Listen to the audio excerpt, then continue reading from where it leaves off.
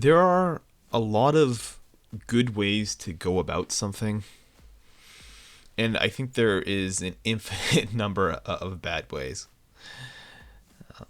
But when it comes to this writing process, it is important to keep in mind that there are several avenues that are good. There's not necessarily any one best way or one particular path along this sort of publishing journey, but just several ones that can give you some good of an, some decent outcome, some good outcome. Case in point, I suppose, is with me and the self-publishing process. Self-publishing is a good option. It is not, again, the best option. I don't think it's the best. I also don't think traditional publishing is always the best as well. It's very much situationally dependent. And if you can, I think if you can begin to look at the process that way, a lot of the stress and a lot of maybe like the chip that you might have in your shoulder about this process will go away. At least for myself, I've always had one. I've always had sort of a chip on my shoulder throughout this whole, really throughout this whole thing. Even when I was starting out, I had one. It's as times has gone on, it's lessened a lot. I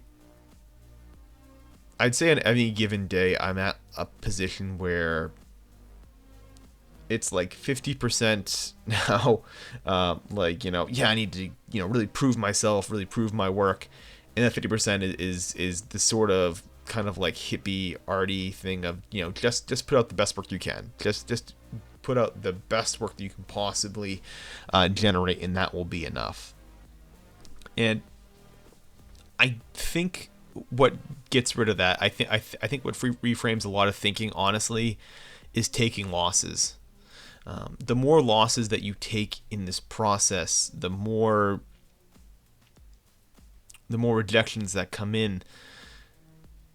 It pushes you to do better, but there's another side of that, and I don't hear this talked about nearly enough, which is it causes you to refocus your thinking on what you want to do with that process.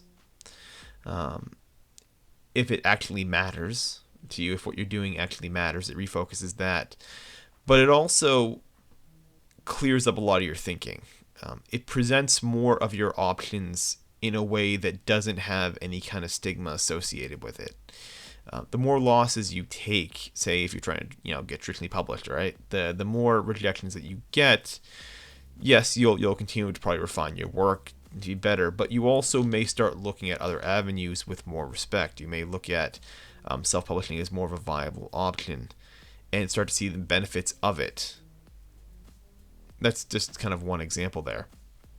And for me, that's what this whole process has always been about, at least the publishing process, is trying to find some workable avenue to get my work out there and to let it shine as best it can. I think because I'm in this sort of like lull period, I've had a chance to really reflect more on this. But man, I am so stoked. I am so stoked for this fall when this book comes out. I absolutely excited for it.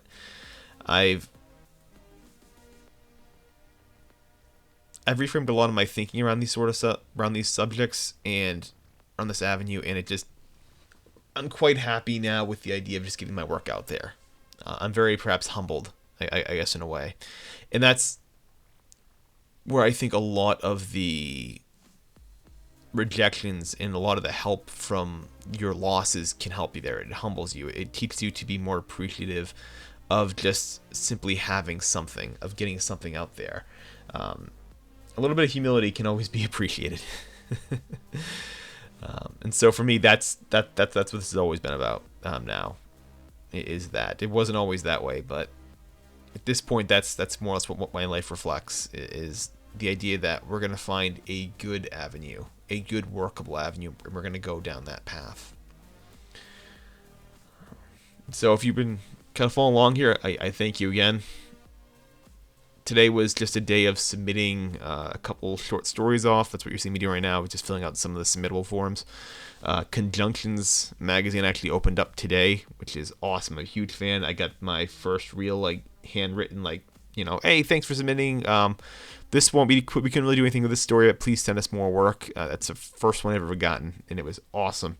And so I was so super excited to send off a story this morning. So we're gonna find out what happens, but hey, fingers crossed. Fingers crossed. All right, so I'm gonna sign off here, and I will see you all tomorrow.